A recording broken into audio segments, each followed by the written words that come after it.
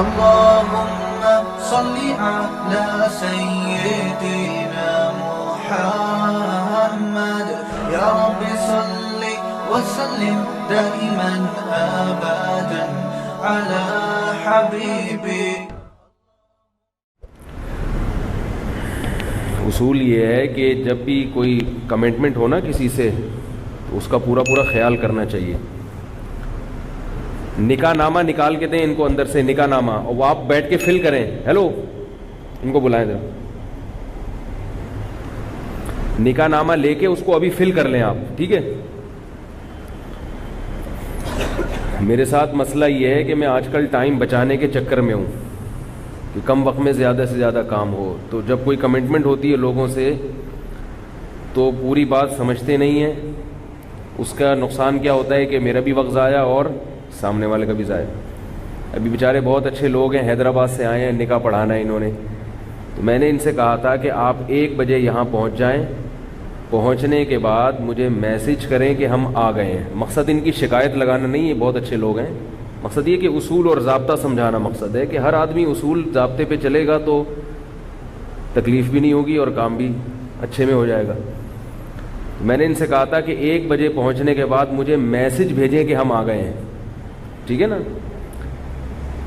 یہ نہیں کہا تھا کہ فون کریں, کیونکہ میں فون نہیں اٹھاتا اپنے مخصوص ٹائمنگ کے علاوہ. میسج آئے گا تو میں دیکھ لوں گا کہ بھائی یہ پہنچ گئے ہیں تو میں آ جاؤں گا. تو میں اپنے سارے کام کاج چھوڑ کر 1 بجے گھر پہنچا ہوں آج کہ بھئی کسی کو ٹائم دیا ہوا ہے. اور یہ 1 بجے کا ٹائم اس لیے دیا کہ نکاح نامہ فل کرنے میں جو ٹائم خرچ ہوگا نا وہ اس دوران ہو جائے گا.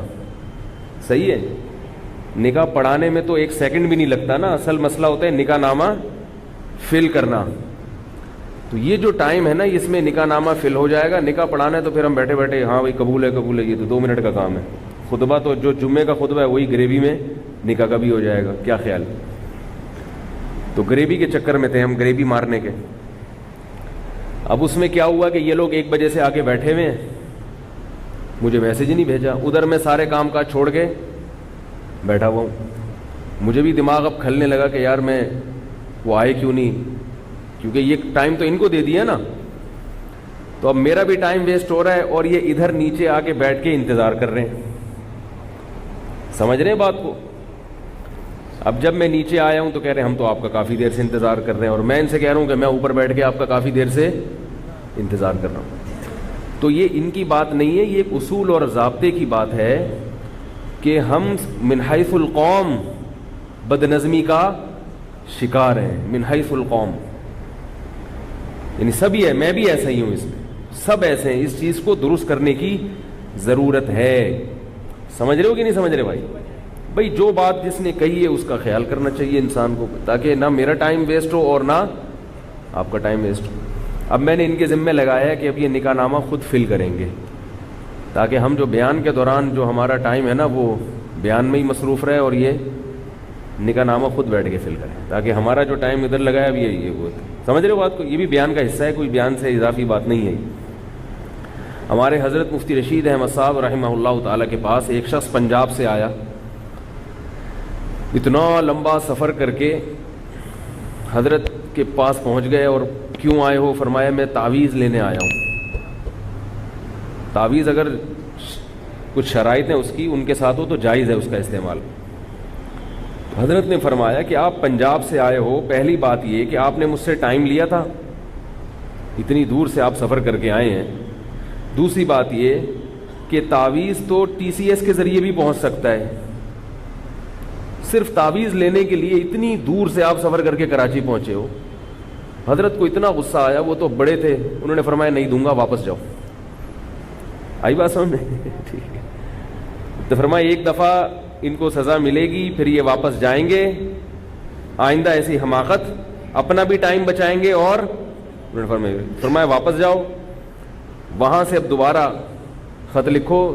خطوط کا سسٹم تھا حضرت کے ہاں, تو اب آپ کو جو ہے نا وہ وہیں سے بھیج دیں گے. یا تو مقصد آنے کا زیارت کرنا ہو نا, کسی کو دیکھنا مقصد ہے, تو اس کے لیے پھر یہ کہ بھائی صرف دیکھنے آ رہا ہوں, زیارت کرنے آ رہا ہوں. تو اس کے لیے حضرت ان کو جو ٹائم دیا کرتے تھے وہ ایسا ٹائم ہوتا تھا جس میں حضرت علماء کی مجلس میں آ کے بیٹھتے تھے, جو جس نے زیارت کرنی تھی ان کو ٹائم دے دیتے کہ یہ ٹائم ہے, اس میں دیکھ کے چلے جاؤ. سمجھ رہے ہیں؟ تو اس کا حضرت کو فائدہ یہ ہوتا تھا. فرماتا ہوں جو زیارت کے لیے آتے ہیں نا وہ سب سے سستے میں چھوٹ جاتے ہیں. بھائی آگے بیٹھ گئے, زیارت کر لی تو ٹھیک ہے نا, بس صحیح ہو گئی. تو جب ایک انسان اصول سے اور ضابطوں کے ساتھ چلنے کی کوشش کرتا ہے, 100% تو کوئی بھی نہیں چل سکتا, تو اس میں الجھنیں کم ہوتی ہیں. اسی وجہ سے میں نے دعوتوں میں جانا بالکل چھوڑ دیا ہے, قسم اٹھانا رہ گئی ہے بس. کیونکہ بہت دفعہ کا تجربہ ہے کہ جو ٹائم دیا جاتا ہے اس کی کبھی بھی پابندی نہیں ہوتی, ناممکن ہے. قسمیں اٹھوا لو قرآن پہ ہاتھ رکھ کے, بھائی 8:15 بجے کھانا شروع ہو جائے گا, لیکن وہ 8:15 کا مطلب کیا ہوتا ہے؟ اگر ایسا ہوتا نا کہ 8:15 کا مطلب 8:45 ہوتا, تو ہمیں کوئی ٹائم دیتا 8:15 تو ہم کہتے چلو 8:45 تک تو ہو ہی جائے گا, تو ہم 8:45 پہ پہنچتے. ہوتا نہ 8:45 پہ ہے, نہ کوئی پتہ ہی نہیں ہوتا کب ہوگا اور کیا ہوگا. سمجھ رہے ہیں بات کو؟ تو اس لیے جو ٹائم مینجمنٹ والے لوگ ہیں نا, ٹائم مینجمنٹ والے, وہ ایک بات بڑی زبردست کرتے ہیں کہ جس آدمی نے اپنا وقت بچانا ہو وہ کبھی دوسرے پہ ڈیپینڈ ہو کے زندگی نہ گزارے. بہت مشکل ہے سمجھانا بات. یہ بیان شروع ہو گیا ہے, بیان جو ہے وہ شروع ہو گیا ہے. آپ سمجھا بیان شروع کریں گے, ہو گیا بیان. تو کبھی بھی دوسرے پر آپ کی ٹائمنگ کا جو ہے نا مدار نہیں ہونا چاہیے. مثال کے طور پر آپ نے کہیں پہنچنا ہے, ناشتہ کون بناتا ہے گھر میں؟ بول لو بھائی, بیگم. اب آپ نے کسی کو ٹائم دیا ہے صبح 8 بجے کا, بیگم نے اٹھ کے ناشتہ بنا کے آپ کو پیش کرنا ہے.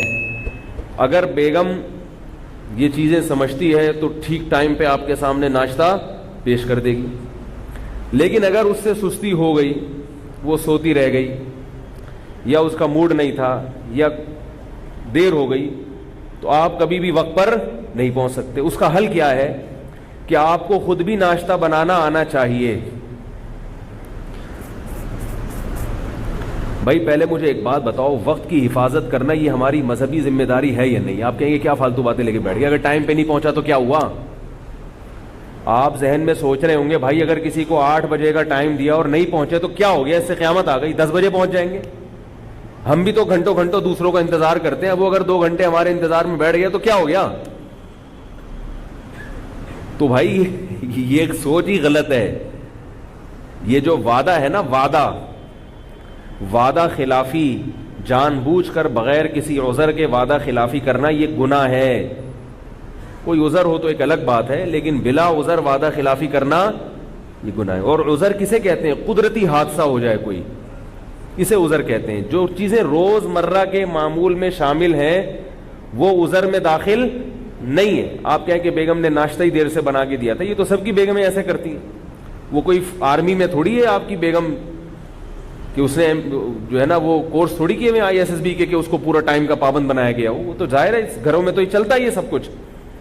اب بعض لوگ بیگم پہ برس رہے ہیں, میرا 8 بجے کا ٹائم تھا اور ناشتہ مجھے 8:02 پہ مل رہا ہے, اس پہ غصے ہو رہے ہیں. تو اس سے تو گھر کا ماحول خراب ہوگا. ایسا سیدھا دنیا میں کوئی بھی نہیں, آپ نہیں کر سکتے کسی کو. اس کا طریقہ کیا ہے کہ آپ کو ناشتہ بنانا, بولو نا بھائی یار, آنا چاہیے. اور رات کو آپ نے کسی کو ٹائم دیا ہے کہ صبح 8 بجے میں پہنچوں گا, تو اس کا مطلب یہ ہے کہ ناشتے کی فکر آپ کو رات میں کرنی ہے کہ اگر بیگم نے ٹائم پہ نہیں دیا تو پھر میرے پاس اس کا آلٹرنیٹ, اس کا متبادل کیا ہے. تو یہ فکر کب سے کرنی ہے؟ پہلے سے. سمجھ رہے ہو کہ نہیں سمجھ رہے؟ دیکھو دنیا کی بعض قومیں ایسی ہیں, آج ہم ان کی بہت تعریفیں کرتے ہیں کہ یار اتنی شاندار قومیں, اتنی زبردست قومیں, ہم ان کی تعریفیں کرتے ہیں, یار ان میں بڑی خصوصیات ہیں. لیکن اگر وہی خصوصیات ہم میں سے کسی فرد میں ہو تو اس کی برائی کرنا شروع کر دیتے ہیں, یہ بندہ ہی ٹھیک نہیں ہے. جاپانی جو ہیں, جیپنیز, ان کی بہت بڑی خصوصیت کیا ہے؟ وقت کی پابندی ہے کہ نہیں ہے؟ ہمارے ایک رشتہ دار جاپان میں, کمپنی نے ان کو یہ بتایا کہ آپ نے اس شہر سے اس شہر سفر کر کے جانا ہے. کمپنی نے بھیجا کسی کام سے, دونوں شہروں میں فاصلہ ایسے تھا جیسے کراچی اور سکھر، اچھا خاصا فاصلہ ہے، کراچی سے سکھر پہنچنے میں 8-9 گھنٹے لگتے ہیں، اچھا خاصا فاصلہ ہے، بلکہ شاید زیادہ ہی لگ جاتے ہوں، اتنا لمبا فاصلہ جاپان کے 2 شہروں میں. تو ایک کنارے سے بٹھایا ہے، دوسرے کنارے پہ پہنچانا ہے. کہتے ہیں کہ میں جب ٹرین میں بیٹھا ہوں تو جو ایگزیکٹ ٹائم تھا ٹرین کے چلنے کا، اتفاق سے ٹرین اسی وقت چل پڑی. ان کو بڑی حیرانگی ہو رہی تھی کہ ٹرین میں جو ٹائم لکھا ہوا تھا نا 8:03 تو چلی کتنے بجے؟ پاکستانی تو بے ہوش نہیں ہو جائے گا.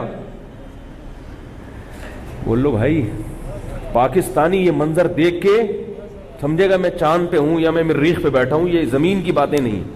کہہ رہے اس سے زیادہ عجیب بات یہ تھی کہ لکھا ہوا تھا کہ، مثال دے رہا ہوں میں، کہ ٹرین 8 یعنی کوئی بھی ٹائم تھا جو مجھے ابھی یاد نہیں ہے، مثلا 4:11 پہ پہنچے گی، 9 منٹ نہیں، 10 منٹ نہیں، کتنے؟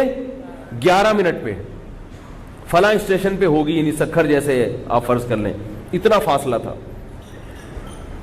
کہہ رہے 11 منٹ پہ، 4:11 پہ آپ کی ونڈو کے سامنے ایک بندہ آپ کے نام کی سلپ لے کے، آپ کے نام کی جو وہ تختی لے کے کھڑا ہوا ہوگا آپ کی اس ونڈو کے ساتھ. یعنی ٹرین کا ڈبہ بھی متعین تھا کہ 4:11 پہ یہ ڈبہ پلیٹ فارم کے اس مقام پہ ہوگا. تو وہ بندہ پہلے سے کھڑا ہوا ہے کہ 4:11 پہ اس نام کا آدمی ونڈو میں بالکل میرے سامنے ہوگا. آپ سمجھ رہے ہیں کہ شاید میں غلط قسم کی باتیں کر رہا ہوں آپ کے سامنے. بھائی ہم نے تو جو سنا آپ کو بتا دیا. اب وہ چھوڑوں ہو تو ایک الگ بات ہے، اگلا ہی چھوڑ رہا ہو پھر تو ہماری ذمہ داری نہیں ہے. لیکن ایک آدمی چھوڑتا ہے، 2 چھوڑتے ہیں، ساری قوم تو چھوڑو نہیں ہو سکتی نا. بہت لوگوں سے اس قسم کی خبریں سنی. ٹھیک 4:11 پہ گاڑی وہاں رک چکی تھی اور میرے نام کی تختی لے کے بندہ سامنے کھڑا ہوا.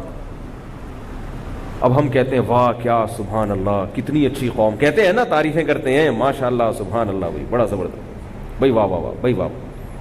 ہمارے ہاں اگر کوئی آدمی ایسا پابند ہو کہ اس نے آپ کو ٹائم دیا ہو کہ میں 8:11 پہ وہاں پہنچوں گا، 11 منٹ ٹھیک ہے، کچھ پتہ نہیں ہوگا کہ پہلا تو یہ کہ پہنچے گا کہ بھی نہیں پہنچے گا، ہو سکتا ہے آئے نہیں. 1 ہفتے بعد آپ کو فون کر رہا ہو، یار وہ میں تو بھول ہی گیا تھا، یار مجھے پتہ ہی نہیں تھا. پھر اگر آیا تو 8:11 تو کبھی نہیں بولے گا، ایک لم سم ٹائم بتائے گا، ہو سکتا ہے 8 سے لے کے 12:45 بجے کے درمیان کسی بھی وقت آ سکتا ہوں. اب آپ وہاں اسٹیشن پہ منجی ڈال کے، تھوڑی میں بھی پنجابی سیکھ رہا ہوں، 4 پائٹ کو منجی کہتے ہیں نا، منجی ڈال کے آپ ایئرپورٹ پہ سو جائیں، کسی بھی وقت آ سکتا ہے. تو اور اگر ٹائم کا پابند ہو نا تو لوگ اس کو بیوقوف سمجھیں گے، بولیں گے یہ پاگل ہے. آج میں نے کسی کو ٹائم دیا تھا 11:30 بجے کا، کہیں جانا تھا مجھے، میں پہنچ گیا 11:30 بجے، میں اکیلا ہی بیٹھا ہوا تھا وہاں پہ. میں بھی کوئی اتنا زیادہ ٹائم کا پابند نہیں ہوں، لیکن ہونے کی کوشش بہرحال کرتا ہوں جس حد تک ممکن ہو، کوشش ہوتی ہے. اور یہ عیب ہے، عیب یہ سمجھتا ہوں کہ اگر میرے اندر بھی خامی ہے وقت کی پابندی نہ کرنے کی، تو کم از کم اس کو گناہ سمجھ کے توبہ کی توفیق مل جاتی ہے. یہ بھی غنیمت ہے کہ آدمی اس غلطی کو غلطی تو مانے نا، کہ بھئی اس کی اصلاح کی کوشش کرنی چاہیے. تو ہم پہنچ گئے، ہم اکیلے ہی بیٹھے ہوئے تھے. اب میں نے ان کو جو ٹائم دیا ہوا تھا اس میں یہ بھی تھا کہ بھائی میں نے واپس بھی آنا ہے، جمعہ پڑھانا ہے. 1 بجے کسی اور کو ٹائم دیا ہوا ہے، میں نے یہاں نکاح والوں کو ٹائم دیا ہوا تھا. تو ہم بھاگے پھر وہاں سے افراتفری میں یہاں پہنچے تو وہ نکاح والے بیٹھے ہوئے بیچارے انتظار میں. اب ان کی کیا ہمیں فضائل مزید سناؤں، ٹھیک ہے. اب ان کو ہم نے کام پہ لگا دیا، نکاح نامہ فل کرو. یہ میرا کام تھا مگر اب یہ ان کا کام ہوگا. میں خود کون سا کرتا ہوں، میں بھی کسی اور سے ہی کرواتا ہوں. ٹائم بچاؤ نا، جو کام کوئی اور کر سکتا ہے وہ میں بیٹھ کے کیوں کروں. بھائی 50 روپے پکڑا دو اس کو، یار فل کر لیں. میں جو نکاح پڑھاتا ہوں نا، لوگ سمجھتے ہیں میں فل کرتا ہوں، میں 100 روپے پکڑا کے کسی سے فل کرواتا ہوں. اس لیے کہ میں کہتا ہوں کہ جتنا ٹائم نکاح نامہ فل کرنے میں لگے گا وہ 100 روپے سے زیادہ قیمتی ہے. کیا خیال ہے بھائی؟ اس ٹائم میں ہم کوئی اور کام کر لیں. تو 100 روپے میں ہمارے حضرت مفتی رشید احمد صاحب رحمہ اللہ کے پاس ایک کیس آیا. اس زمانے میں 50,000 روپے کی رقم بہت بڑی رقم ہوتی تھی. 2 پارٹیوں کا پھڈا تھا 50,000 کا. دونوں نے ایک دوسرے کے خلاف دعویٰ کیا تھا. ایک کا کہنا تھا کہ اس کے میرے ذمے 50,000 ہیں, اس کا کہنا تھا کہ اس کے میرے ذمے. دونوں پارٹیاں آئیں, حضرت کو حکم بنایا, ثالث بنایا. حضرت ان کے پاس بیٹھے. حضرت کو اندازہ ہو گیا کہ کیس بہت لمبا ہے, اس میں ٹائم بہت لگے گا, اور دوسری طرف حضرت ثالث بن بھی چکے تھے. اب جب آپ کسی کے درمیان ثالثی کا کام کرنا شروع کر دیں اور درمیان میں کہیں میرے پاس ٹائم نہیں ہے, تو یہ بد اخلاقی کی بات ہے نا. بھائی ٹائم نہیں تھا تو آپ نے ثالث بنے کیوں, حکم بنے کیوں, اب لٹکا کے کیوں چھوڑ رہے ہیں ہمیں؟ تو اب فیصلہ بھی کرنا تھا ان کو, اور حضرت سمجھتے تھے کہ جلدی میں فیصلہ ہو نہیں سکتا. تو حضرت نے اس کا حل یہ سوچا, فرمایا کہ آپ دونوں کو میں 50, یعنی اس نے اس سے 50,000 روپے لینے ہیں نا, تو فرمایا کہ آپ اس سے نہ لیں, میں آپ کو اپنی جیب سے 50,000 دے دیتا ہوں. بہت مشکل ہے میرا خیال ہے. میں آپ کو اپنی جیب سے 50,000 روپے دے دیتا ہوں اور یہ پھڈا ختم. اس نے کہا کیوں بھائی؟ حضرت نے فرمایا اصل میں میرا جتنا ٹائم لگے گا نا اس کیس کو نمٹانے میں, وہ وقت میری نظر میں 50,000 سے زیادہ قیمتی ہے. سمجھ رہے ہو کہ یہ وہ بہت بڑے لوگ تھے, کہیں میرے بارے میں خوش فہمی میں نہ رہے کہ میں کوئی کیس آئے گا تو 50,000 روپے دے دوں گا آپ کو. ٹھیک ہے نا, 100 روپے اور 50,000 میں فرق. نکاح نامہ جو ہے نا وہ 100 روپے سے زیادہ میں ریٹ نہیں بڑھاتا فل کروانے کے. تو میں جو ہے وہ حضرت نے کیا کہا کہ 50,000 روپے مجھ سے لے لیں اور جائے, اللہ لگا. ہمارا بھی ٹائم نے بھی بہت سارے کام کرنے, آپ بھی جاؤ اسی کو زندگی گزارو. تو ایسا تھا کہ وہ جو بڑے علماء ہوتے ہیں نا, وہ اپنے اوقات کو اتنا زیادہ قیمتی سمجھتے ہیں. ہم تو ویسے نہیں ہیں, لیکن بہرحال جو بڑے حضرات ہیں ان کے اوقات بہت زیادہ قیمتی ہوتے ہیں, اور وہ اتنے بڑے بنتے ہی اس لیے ہیں کہ انہوں نے شروع سے ہی اپنے اوقات کی قدر کو پہچانا ہوتا ہے. یہ ایک اشکال کا جواب دیا ہے میں نے. اشکال یہ ہوگا کہ آپ یہ کہیں گے بھائی وہ تو بڑے لوگ ہیں, ان پر تو یہ چیزیں سوٹ کرتی ہیں, ہماری تو وہ حیثیت نہیں ہے. کیا خیال ہے بھائی؟ تو بھائی وہ بڑے بنے ہی اس وجہ سے ہیں کہ انہوں نے شروع سے اپنے اوقات کو اتنا قیمتی بنایا ہے. ہمارے حضرت وقت کی حفاظت کی ایک مثال دیا کرتے تھے, بڑی زبردست. وہ مثال آپ لوگ بھی نوٹ کر لیں. فرماتے تھے کہ وقت آپ کے پاس ایسا ہونا چاہیے, اس کی مثال ایسے ہے جیسے ایک بوتل پانی سے بھری ہوئی ہو. ایک بوتل پانی سے بھری ہوئی, اتنی بھری ہوئی ہے کہ اس میں ایک بلبلہ بھی نہیں آ سکتا ہوا کا. تھوڑی سی بوتل خالی ہوتی ہے تو ببل آتے ہیں نا اس کے اندر. تو اتنی بھر گئی ہے وہ بوتل کہ اب اس کے اندر ایک بلبلہ بھی, بولو یار کچھ بولا کرو, اللہ کا نہیں آ سکتا. آپ سب کی طرف سے فرض کفایہ ادا کر رہے ہیں. بلبلہ بھی نہیں آ سکتا اس کے اندر. اب فرمایا کہ اگر آپ نے اس میں مزید پانی ڈالنا ہے تو چلا جائے گا, پچھلا والا پانی نکالنا پڑے گا. جب تک پچھلا پانی نہیں نکالو گے اگلا پانی نہیں آ سکتا. تو پچھلا پانی کب نکالو گے؟ جب نئے پانی کی قدر زیادہ ہوگی اور پچھلے والے کی قدر کم ہوگی.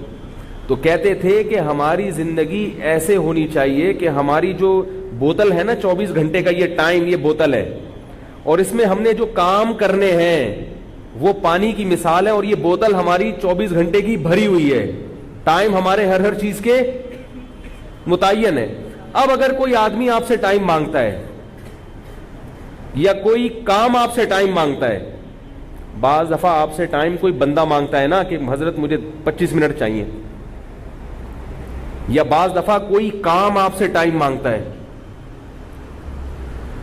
بھائی جیسے ابا کا فون آ گیا, بیٹا ذرا یہاں پہنچو 15 منٹ کے لیے تم سے کام ہے.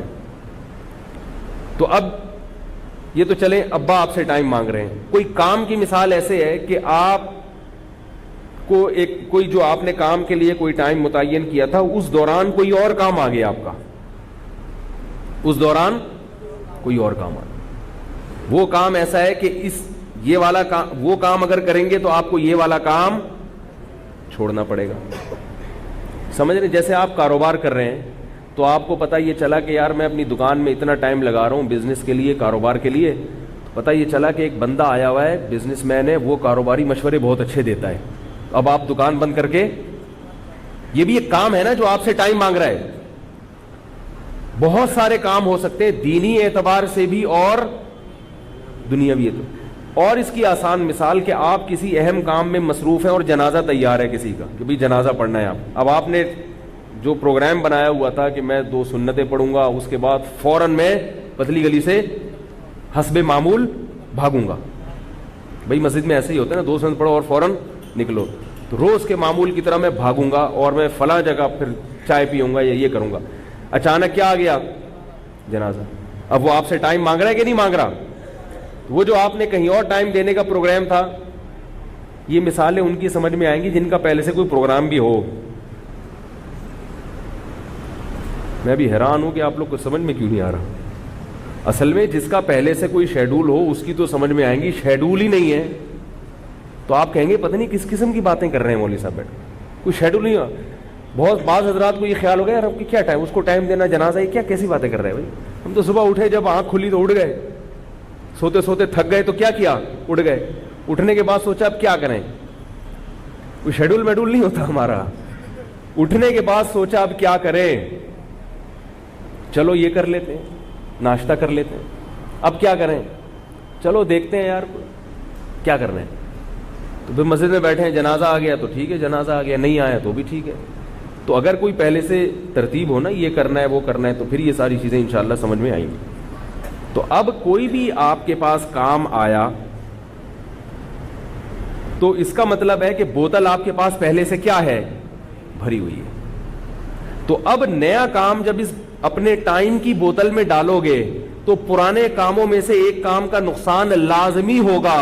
اگر نہیں ہو رہا نقصان, اس کا مطلب آپ اپنے وقت کو برباد کر رہے ہیں. یہ علامت ہے اس بات کی کہ آپ اپنے ٹائم کو مینج کر کے اور قیمتی بنا کے زندگی گزار رہے ہیں یا نہیں گزار رہے.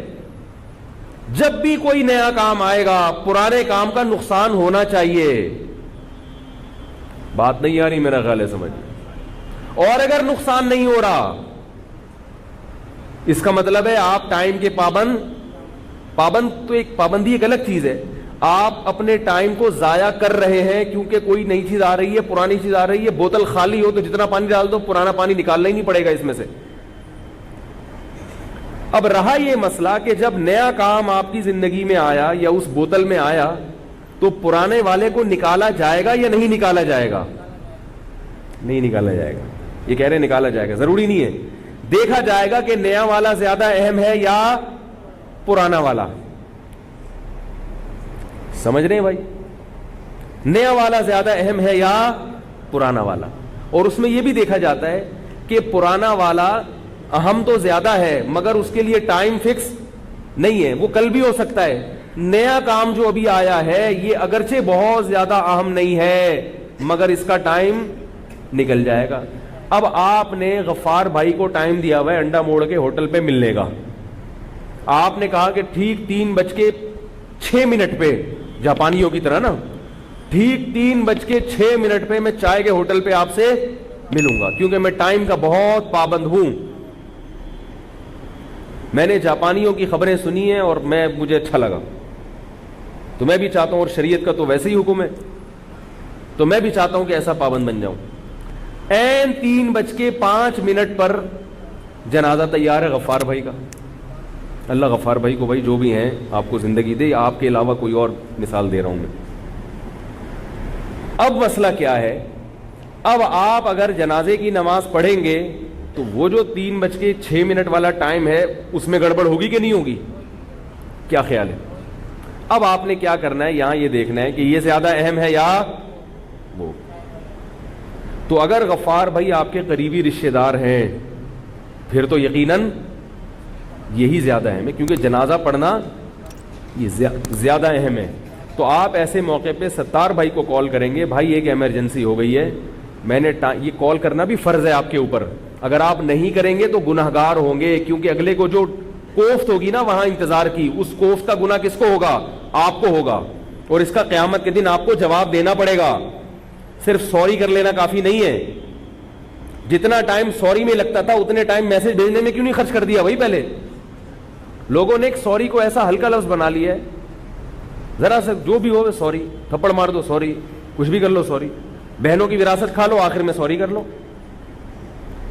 1-1 کروڑ کی وراثتیں کھا کے بیٹھے ہوئے, مرنے سے حج پہ جانے سے پہلے کہتے جو کہا سنا سب معاف. ہوتا ہے کہ نہیں ہوتا؟ لوگ کیا کر رہے ہیں آج کل جو مارکیٹ میں چل رہا ہے نا، ابا کا انتقال ہوا، بہن کو وراثت نہیں دی، ہڑپ کر کے بیٹھ گئے، عید بقرعید پہ کپڑے بنا کے دے دیے اس کے بچوں کو اور اس کو کہ ہم ہیں نا تمہاری خدمت کے لیے، تمہیں کسی بھی چیز کی ضرورت ہو نا تم مجھے بتانا۔ وہ جو اس کی 1 کروڑ کی دکان ہے وہ نہیں دے رہے، اور کیا کہہ رہے ہیں بھائی تمہیں جس چیز کی بھی ضرورت ہو مجھے بتانا۔ حج پہ جانے سے پہلے سنا تھا کہ بھائی معافی تلافی کر کے جانا چاہیے، تو اب سب میں میسج گھما دیا اس بہن کو بھی، بھائی کوئی بھی مسئلہ ہو، میں نے دل دکھایا ہو تو حج پہ جانے سے پہلے معاف کر دو۔ وہ بھی بیچاری کیا کہے گی؟ معاف کر دیا۔ 1 کروڑ روپے کیا ہو گئے؟ حلال ہو گیا۔ ایسے نہیں ہوتے حلال، آپ خوش ہو رہے ہوں گے واقعی حلال ہو گئے۔ ہمارے حضرت فرمایا کرتے تھے بعض لوگ کھاتے حرام ہیں اور دڑب بےہودہ سی مثال ہے، فرمایا اسے ہگنے سے پہلے حلال کروا لیتے ہیں۔ مثال تو بےہودہ ہے لیکن جیسی دی ہے وہی بتاؤں گا نا۔ کیا مطلب؟ کھا لیا بغیر پوچھے اور ہضم ہونے سے پہلے اس سے سوری کر لی، ٹھیک ہے نا، کہ بھائی آپ کا مال کھایا ہے اب تو کھا لیا، اب آپ اجازت دے دیں۔ تو کہے گا اب کھا ہی لیا تو اب میں اس سے انتقام لے کے کیا کروں گا؟ کہتے چلو بھائی معاف کیا میں نے۔ تو وہ کھانے کے بعد خارج ہونے سے پہلے کیا ہو گیا؟ حلال ہو گیا۔ ایسے ہوتا نہیں ہے۔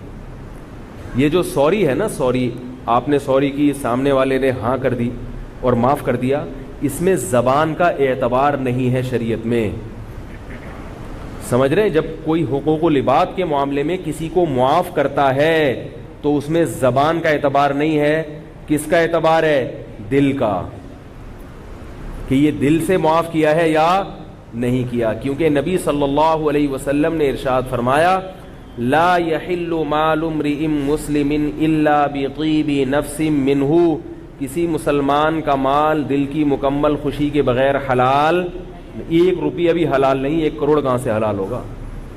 تو آپ نے بہن کی 1 کروڑ کی دکان غصب کی ہوئی ہے اور حج پہ جانے سے پہلے آپ نے معافی مانگ لی، شب برات میں معافی مانگ لی، 27ویں رات کو معافی مانگ لی۔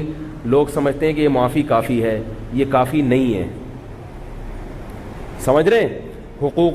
اللہ کے حقوق کے معاملے میں بھی کافی نہیں ہے اور حقوق العباد کے معاملے میں بھی کافی نہیں ہے۔ اللہ کا حق بھی اگر ہے تو وہ پہلے دینا پڑے گا۔ نمازیں اگر قضا کر لی آپ نے تو وہ اللہ کو دینی پڑیں گی، قضا بھی پڑھنی پڑے گی اور اللہ سے معافی بھی مانگنی پڑے گی۔ رمضان کے روزے ضائع ہوئے تو وہ دینے پڑیں گے اللہ کو، وہ رکھنے پڑیں گے۔ ہاں یہ ضرور ہے کہ بندوں کے حقوق میں اور اللہ کے حقوق میں اللہ نے ایک فرق یہ رکھا ہے کہ بندوں کا حق فوراً مکمل جیسے جیسے وہ کہہ رہے دینا پڑے گا۔ اللہ نے اللہ کے حق کے بارے میں کیا ہے کہ نمازیں 10-20 سال کی ہیں تو 1 دن میں پڑھنا ضروری نہیں ہے، 10 سال کی نمازیں 10 سال پہ ڈیوائڈ کر دیں اس کو۔ سمجھ رہے کہ نہیں؟ کیوں نہیں سمجھ رہے بھائی؟ تو یہ بات خوب ذہن میں رکھیں کہ یہ جو ہم نے توبہ کا ایک تصور بنایا ہوا ہے کہ بس استغفار کافی ہے، استغفار ان معاملات میں کافی ہے جن معاملات میں قضا نہیں ہے، اللہ کے حقوق جس کا کوئی بدل نہیں ہے، اس میں صرف توبہ استغفار کافی ہے۔ لیکن وہ توبہ استغفار بھی دل کی گہرائیوں سے ہو، ندامت ہو، پچھلے پر ندامت ہو، ایسا نہ ہو کہ چلو پچھلا تو کر لیا، وہ تو مزے اڑا لیے نا، اب آئندہ کے لیے توبہ، پچھلے پر ندامت ہو، غلط کیا میں نے، اے اللہ جو ماضی میں بھی کیا ہے غلط کیا ہے میں نے، یہ احساس ہونا چاہیے انسان کو، آئندہ نہ کرنے کا پکا عزم ہونا چاہیے۔ تو میں یہ عرض کر رہا تھا کہ آپ نے 3:06 کا ٹائم دیا کسی کو اور کیا آ گیا اس دوران؟ جنازہ آ گیا، یا رشتہ دار کا جنازہ تو نہیں ہے لیکن جنازہ ایسی جگہ ہے کہ آپ وہاں خود موجود ہیں، تو علماء کہتے ہیں اگر جنازہ موجود ہو تو پھر آپ پہ پڑھنا وہ فرض ہو جاتا ہے، پھر وہاں سے آپ بھاگ نہیں سکتے، یا تو کوئی بہت ہی ایمرجنسی ہو تو ایک الگ بات ہے، تو پھر وہاں جنازہ، اب جیسے مسجد میں اعلان ہو گیا بھی نماز کے بعد جنازہ ہے، اب آپ بلا وجہ کوئی خدا نخواستہ کوئی ایسی ایمرجنسی نہیں ہے تو یہ بھی ایک مسلمان کے ساتھ بے رخی کی بات، تو ایسے موقع پر آپ کی کیا ذمہ داری ہے؟ آپ اس کو فون کر کے بتائیں گے کہ بھائی ایک ایمرجنسی ہو گئی ہے، ایک جنازہ ہو گیا ہے، میں جنازہ پڑھ کے آ رہا ہوں، تو 3:05 کے بجائے 3:16 کے اندر اندر پہنچ جاؤں گا میں۔ اب آپ سوال پیدا ہوتا ہے یہ اشاریہ نظام جنازے میں کیسے چلے گا؟ آپ کو کیا بتائیں امام صاحب کتنے منٹ کی نماز پڑھائیں؟ تو بھائی جتنے منٹ کی نمازیں ہوتی ہیں اس میں 2-4 منٹ اضافی ایڈ کر لیں، کیا خیال ہے؟ تراویح جتنی تو نہیں پڑھائیں گے نا وہ، 2 منٹ کی ہو جائے گی، زیادہ زیادہ 5 منٹ کی، بہت زیادہ 5 منٹ کی ہو جائے گی. تو آپ نے جو غفار بھائی بیٹھے ہوئے انڈا موڑ پہ آپ کا انتظار کر رہے ہیں، ان کو آپ نے 2-4 منٹ اضافی رکھ کے بتانے ہیں تاکہ آپ جلدی پہنچ جائیں تو وہ خوشی سے مر جائیں، اور اگر جلدی نہ پہنچے، ٹائم پہ پہنچے تو وہ کہیں بھائی یہی ٹائم دیا تھا انہوں نے. یہاں تک سمجھ میں آ گئی بات؟ بہت اہم موضوع ہے یہ، اور یہ ہمارے اکابر جو ہمارے بزرگان دین ہیں اس کا بہت زیادہ خیال کیا کرتے تھے ان چیزوں کا، جو کہ آج کل مارکیٹ میں یہ چیزیں شارٹ ہو گئی. اب لوگ کہتے تو یہ ہیں کہ علماء کو کہتے کہ ہمیں ٹائم دے، لیکن علماء کے علم میں یہ بات ہوتی ہے کہ یہ آدمی خود ٹائم کی پابندی نہیں کرے گا اور درد سر بن جائے گا.